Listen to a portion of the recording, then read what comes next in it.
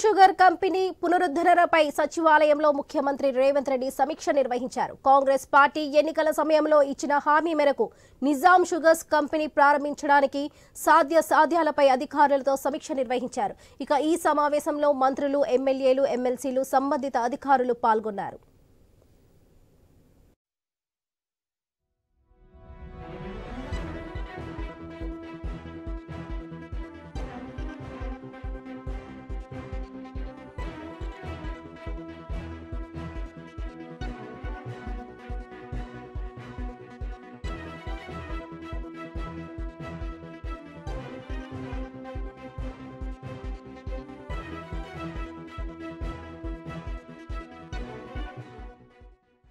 Nizam sugars company పునరుద్ధరణపై సచివాలయంలో ముఖ్యమంత్రి రేవంత్ రెడ్డి సమీక్ష నిర్వహించారు.